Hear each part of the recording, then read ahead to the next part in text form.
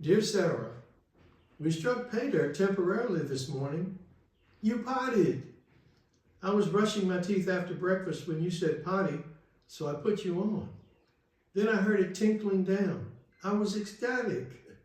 That's wonderful, sweetheart, I cried. She's a good girl. She sure is. And I gave you a big hug and another one when you got down, which you wanted to do immediately.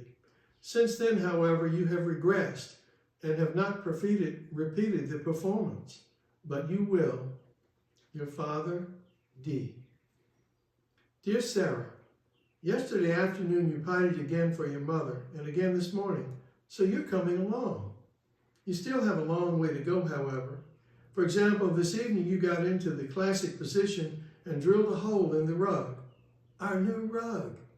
In all honestness, we may have confused you because, traceable to your mother's taking college classes, who have had to put diapers back on you during the day, disturbing the continuum of training pants. Even so, you have still done exceptionally well in this short time. Last night you wore new pajamas decked with ornaments of the solar system. They are orange and yellow on a white background. My favorite is the half moon wearing a long sleeping cap. These make an interesting symbol.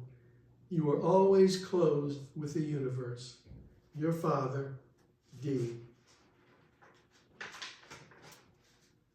Dear Sarah, when I got home from playing basketball this afternoon, late, there on the porch, prominently leaning, was a cushion from the sofa, mutely announcing before my entrance another chapter in your potty fortunes and misfortunes.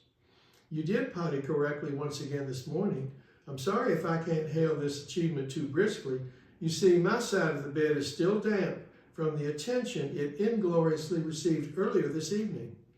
I may have to sleep on the sofa. Let's see, which cushion was that on the porch this afternoon? It's uplifting to walk where sweet gum leaves have fallen. This afternoon, as we were on the bed, after asking about my belt and zipper, you harmlessly, I thought, raised both hands over your head and then suddenly slammed them down on the future brothers and sisters of this family.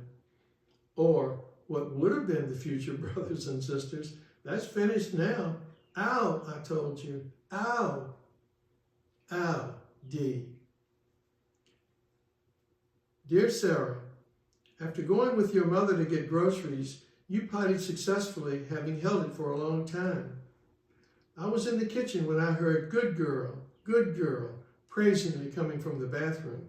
What'd she do? I asked coming in. Your mother gave out the news with more words of praise. We all clapped, including yourself, at your own performance, and you descended from the stage. You pottied again successfully at 4, but in your pants at 6:06 p.m., and in between those times, another sofa cushion exited out to the porch to dry. Autumn is like leaves that have been thinking and burst into radiance with a creative idea. We had spaghetti this evening, which you couldn't handle too well by yourself. Your mother had given you a spoon to eat it with. Ha! But when offered a forkful, you sucked it so hard your head shook. It has now become standard practice for you to have 2 bedtimes. When your mother puts you to bed, and almost exactly 10 minutes later when you start calling D, D, D. Dear Sarah, this is your potty record for today. About 8:30 a.m. you pottied successfully. This was before I was up, having gone to bed rather late last night. 10:25 a.m. you pottied successfully, and I was there. This time there was no tinkle, for your mother heard it and me praising you afterwards from the living room. Besides the usual praise, good girl, etc., and clapping, a couple of kisses from your mother. 11:13 a.m. you pottied successfully again, followed by more like the above. Afterwards, you leaned over the commode saying, see? 11:29 a.m. you spread a large pool over the step stool seat in the kitchen, wetting the step too. Where's all this water coming from? This produced, no, Sarah, tell us potty.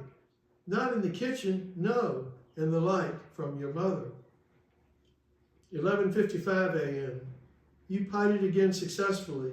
There was clapping, praise. Good girl, I'm proud of you. You told Mama, didn't you?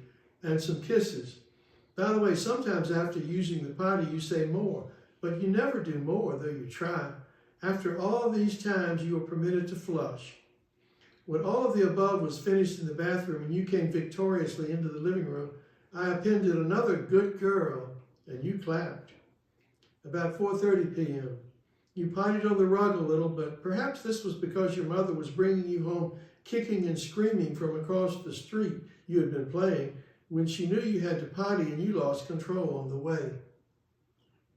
6:30 p.m., you pottied on the rug. 7:10 p.m., you told me in the living room that you had to potty, and you did, with the usual festival afterwards. This completes the record. Sometimes we're lucky, Sarah, and sometimes we're not. Today we were lucky. For the first time in your life, you pottied correctly more times than you didn't. If you hadn't been playing across the street this afternoon, you may have succeeded 7 out of 8 times, but I won't quibble about that. That's an example of luck going your way. Let's take the luck that we have, if you know what I mean. Your lucky father, D.